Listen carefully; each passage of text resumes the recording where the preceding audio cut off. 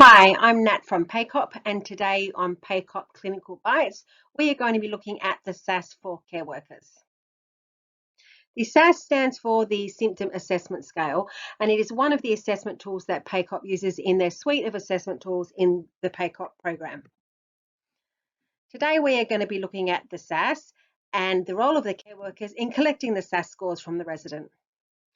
The SAS Assessment Tool is a resident-rated tool.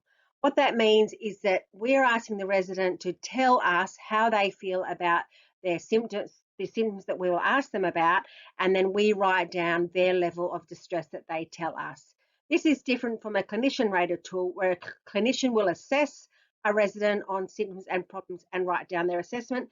This is us writing down what the resident has told to us. It measures distress around 7 common symptoms that are experienced by people as they approach end of life. And the measurement is for the period of time of the assessment and the preceding 24 hours. It measures appetite, it measures sleeping, breathing, nausea, bowel problems, pain, fatigue, plus it also has an option to measure other. Now, other means anything at all that doesn't fit into those 7 symptoms listed. It's a very easy tool to use, and it has a numerical scale of 0 to 10, where 0 is no distress at all and 10 equals severe distress. What is distress? Now, this is really important because distress is not severity.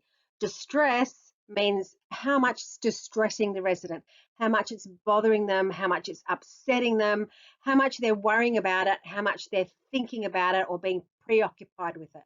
That is what we are trying to rate here. That is what distress is. The SAS is an amazing tool. It is one of the best tools that we use in PACOP because the reason it's so important is that it is our chance to get to know what the resident is worrying about or what they are feeling or what they're concerned about. The best way to get the most accurate information from our residents is to have a chat. Have a chat to them. You know the residents. Have a chat to them. Have a chat to them when you're helping them in the morning get ready for the day. Have a chat when you're helping them get dressed. Have a chat when you're taking them down for their meals. Just have a chat with them. Sit down and act interested and be interested. We all know when someone's interested, you can sense it. And when someone is interested, we're more likely to actually tell them how it is. For example, you're looking after Bob today. Bob has had pain in his knee that has really been worrying him.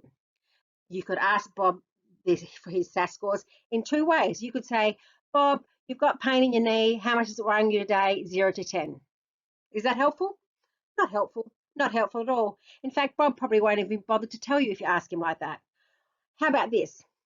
Bob, I know that your knee pain was really bothering you yesterday when we had a chat about it.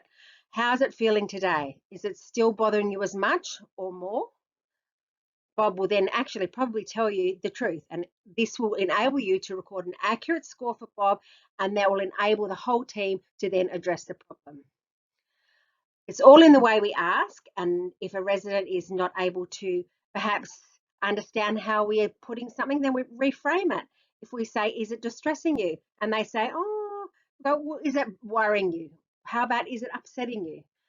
There's many, many ways we can get the right SAS scores from a resident, and it all comes down to having a chat and being interested in the discussion. The SAS guide can also be rated by Proxy. What Proxy means that if the resident is unable to tell us what their scores are for whatever reason, someone else is able to score it on their behalf. That is called a proxy. Now, the proxy for the SAS can be the care worker, it can be the clinical staff, the nursing staff, or it can be the family. If you have to rate the SAS on behalf of the resident as a proxy, we have this score guide that you can use to help you make sure you allocate the right score for each symptom. You'll see that there are little descriptors for each symptom in the different categories of absent to mild, moderate, and severe. And these are likely scenarios that you'll be looking at and you'll be observing as you look at the resident for each symptom. It's a really good idea to sit down with the nurse on your team and make sure you understand the SAS score guide. We also have this great SAS ruler.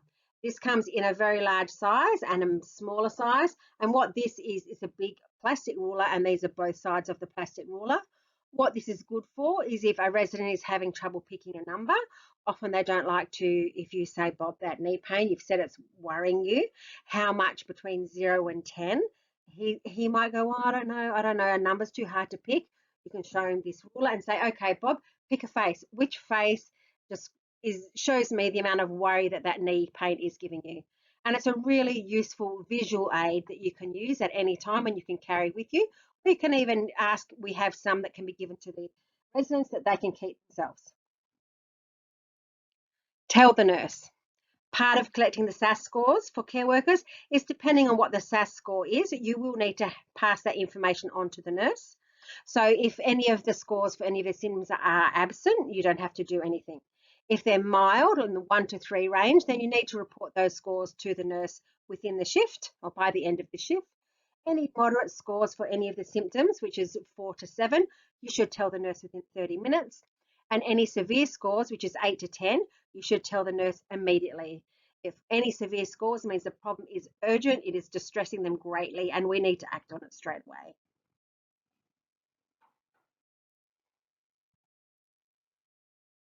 Thanks for watching this PACOP Clinical Bite. If you would like any more information about using the SAS for care workers, please contact PACOP and we'll be happy to arrange an education session for your care workers or for any of your other staff. Thanks for watching.